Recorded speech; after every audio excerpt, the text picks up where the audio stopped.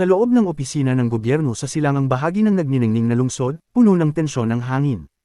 Ang chief, isang lalaking malapad ang balikat na dati ay iginagalang ng lahat, ay kasalukuyang sumasabog sa galit. Nahanap niyo na ba siya? Dagandong niya na umalangaw sa matatiyog na dingding. Pinanood ko ang panginginig ng mga papel sa kanyang mesa. Isang subordinate ang pautal yutul na sumagot, nagmamadaling magpaliwanag para mabawasan ang puot ng boss. Sinabi niyang ang bata ay kasalukuyang nasa isang misyon kasama ang colorist na si Red. Idinagdag pa niya na tila humihingi ng paumanhin na ang bata mismo ang nakiusap na huwag silang pakialaman. Hinampas ng chief ang kanyang mesa ng napakalakas.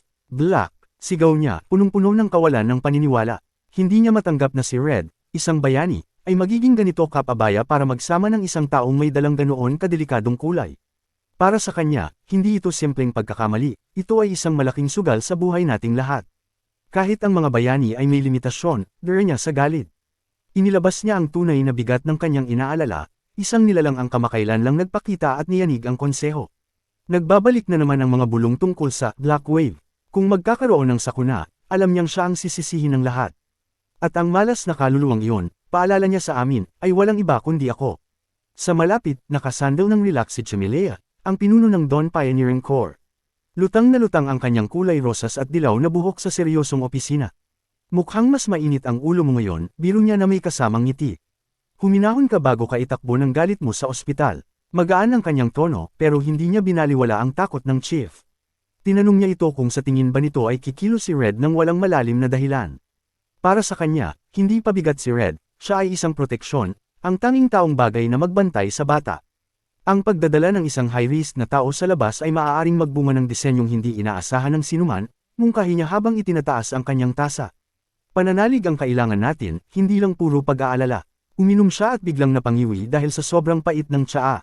Nang walang pag-aalinlangan, nagbuhos ang chief ng napakaraming asukal sa pot at hinalo ito ng mabilis. Napatingin na lang si Chimilea, iniisip kung paanong may nakakainom ng ganoon kat-Amos.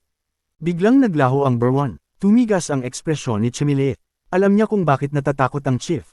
Ang black ay hindi lang basta kulay, ito ang simbolo ng Black Witch. Sa mahinang boses, ikinwento niya ang kasaysayan, ang unang Black Wave, ang madilim na hamog na lumamon sa mundo, at ang mga dambuhalang nilalang na naging dahilan kung bakit tinawag ang mga lupain na Black Lands. Hindi maiiwasan ang isa pang wave, declare niya. Ang ating exploration ay laban para sa kaligtasan. Dapat nating gamitin ang bawat lakas na meron tayo kahit ang black. Mas delikado ang mag-atubili kaysa ang kumilos. Huminga ng malalim ang chief, ang galit ay napalitan ng pagod. Tumingin siya sa isang dossier sa kanyang mesa. Binuksan niya ito at tinitigan ang litrato ng isang batang nagngangalang Kay. Gagawin ko ang lahat para kumbansihin ang konseho, bulong niya. Habang pinagmamasdan ng mukha ng bata, isang nakakabagabag na kaisipan ang nabuo. Ang tadhana ng lungsod ay maaaring umikot balang araw sa batang ito na may dalang kadiliman. Bigla, wala na ako sa lungsod. Nakatayo na ako sa isang walang katapusang kawalan kung saan ang liwanag ay isa na lamang alaala. Walang lupa, walang langit, puro pas-aikit na kadiliman lang. Sa tabi ko, ang mga katawan ni Gail at Ellie Cyan ay naging maputlang puting guhit na lamang, tila hinuberen ng mundo ang kanilang pagkatao. Nagsimulang magpanik si Gail, itinuturo ang sarili niya at pagkatapos ay ako. Nawala ang mga kulay natin. Sigaw niya, nanginginig ang boses. Bakit ikaw hindi nagbago, Kay? Nakaramdam ako ng kakaibang kalmado. Hindi ko alam, sagot ko ng matuyo. Siguro dahil itim ang kulay ko. Bagay sa dilim. Hindi yun sapat na paliwanag, pero yun lang ang meron ako. Biglang napaluhod si Gail, tila nadaganan ng matinding pagod. Napahawak naman si Ellie sa kanyang ulo, namimilipit sa sakit. Pinanood ko sila, nalilito. Wala akong nararamdaman, walang sakit, walang hirap. Doon ko napagtanto, buong buhay ko akong naging colorless. Ang bakanteng kadilimang ito ay parang pamilyar na tahanan sa akin. May gumagalaw, hingal na sabi ni Gail. Tumingin siya sa loob ng kanyang sarili at nakakita ng isang mahinang liwanag na tumitibok, isang nakatagong core na unti-unting nagigising. Pagkatapos, nagsimula ang mga bulong. Mula sa lahat ng direksyon, patong-patong at mabigat. Magpakita ka, sigaw ni Gail sa kadiliman. Nakinig ako, inisip ko kung ito ba ang boses na minsan ay kumakausap sa akin pero iba ito. Mas mabigat, mas matanda, isang anino ang humiwalay sa dilim, isang tila maltong imahe ng isang babaeng may mahabang buhok. Halos hindi maaninag ang kanyang anyo, tila ayaw siyang kilalanin ng realidad. Nanigas sa takot sina Gail at Ellie. Dahan-daang itinaas ng babae ang kanyang kamay at itinuro ang isang daliri diretso sa dibdib ko. Sa sandaling tumapat ang kanyang daliri sa akin, tila nilamon ang aking kamalayan. Nagkagulo ang aking isipan. Nakakita ako ng isang vortex ng enerhiya na lumalamon sa isang buong lungsod. Mga gusaling naglalaho na parang binura ng kamay. Pagkatapos, isang madugong bangungot, isang wasak na mundo na pinamamahayan ng mga dambuhalang halimaw. Isang higanting mata ang bumukas sa langit, malamig at hindi kumukurap. Nabasag ang bangungot. Nakita ko ang mukha ng misteryosong babae, ang isa niyang mata ay nagniningning sa kakaibang liwanag. Kasunod nito, nakatayo na ako sa harap ng isang asol na enerhiya na napakalawak kaya halos hindi ako makahinga. Sino ba talaga ako? Mula sa isang nakakasilaw na liwanag sa loob ko, isang boses ang narinig. Kailangan mo ng pangalan. Isang pamilyar pero malabong imahe ang lumitaw, nakangiti ng matamis. Kay, bulong ng figure. Hanapin mo ang sarili mong liwanag. Tuklasin mo ang sarili mong kulay. Nagising ako sa void na humihingal, puno ng pawis ang aking balat. Bakit? Ungol ko, hawak ang aking ulo habang naglalaho ang mga imahe. Bakit ba kailangang mangyari ito? Isang pangalan ang lumutang mula sa gulo ng aking isipan, Rumil. Hindi ko alam kung ano ito, pero ang tunog nito ay nagpataas ng aking balahibo. Isang tili ang bumasag sa katahimikan. Nawala na si Gale sa kanyang sarili. Iwinawasiwas niya ang kanyang espada sa dilim, sumisigaw sa mga kaaway na siya lang ang nakakakita. Ang kanyang mga mata ay naging kasing itim ng uling, at may dugong lumalabas mula rito. Mamatay, lahat kayo mamatay, hiyaw niya. Halos metaga na niya si Ellie, na nakalupasay at humihagulgol. Nakulong si Ellie sa sarili niyang bangungot, may mga itim na luha sa kanyang pisngi habang inaalala ang mga bagay na masyadong masakit balikan. Nasa Syra na sila, kinakain na sila ng lugar na ito. Isang malambot at pamilyar na tunog ang narinig ko, si Nero. Isang nagniningning na puting anyo ang lumipad patungo sa akin. Nero, ligtas ka. Nabawasan ang takot ko. Umikot ang pusa sa akin at itinuro ang malayo, nag-iiwan ng guhit ng liwanag. Susunod na sana ako nang mapahinto ako. Hindi ko sila pwedeng iwan. Nero, kaya mo ba silang tulungan? Bilang sagot, isang dambuhalang liwanag ng purifikasyon ang lumabas mula sa maliit na katawan ni Nero. Nilamon ng liwanag sina Gale at Ellie, nililinis ang itim na korupsyon. Nabitawan ni Gale ang kanyang espada. Tumigil ang pag-iyak ni Ellie. Malaya na sila. Manatili kayo rito, sabi ko sa kanila. Magmamatsyag lang ako sa unahan. Sinundan ko ang bakas ng liwanag ni Nero sa gitna ng kadiliman. Bumalik ang mga bulong, tinutuya ako. Walang kulay ang makakahawak sa kanya. Tumahimik kayo, bulong ko. Pagkatapos, nakita ko ito, isang tila bituing liwanag sa malayo. Tumakbo ako patungo roon. Huminto ako sa harap ng isang malaking bato. Sa itaas nito ay isang hugis bituin na may 4 na kanto. Nagniningning at may banal na kapangyarihan, ang Stella Fragment. Bulong ko, inakyat ko ang bato at hinawakan ang nagniningning na core. Sa sandaling madikit ang daliri ko, sumabog ang liwanag. Kusang gumana ang aking kakayahang mag-absorb, at napasigaw ako sa lakas ng enerhiyang dumadaloy sa akin. Nagsimulang gumuho ang kadiliman, naglaho ang void at napalitan ng isang dambuhala at sinaunang silid na gawa sa bato. Nakatayo ako sa gitna ng tahimik na silid, may enerhiya pa ring natitira sa aking mga kamay. Lumapit sina Gale at Ellie, gulat na gulat. Paanong hindi ka naapektuhan? Tanong ni Ellie. Hindi ko alam, sabi ko, itinaas ang nakuha naming premyo. Pero nakuha na natin ito. Nagtipon kami sa paligid ng fragment, malapit dito. Mukha itong maliit, punong-puno ng bahagharing liwanag. Ito lang yun, reklamo ni Gale. Sabi ni Red, sobrang importante nito. Humahanga naman si Ellie. Napakaganda, ang daming kulay na naghahalo. Lumutang si Nero sa tabi namin, nakatitig sa fragment. Bago pa kami makakilos, ibinuka ng pusa ang kanyang bibig, mas malapad kaysa sa normal na pusa,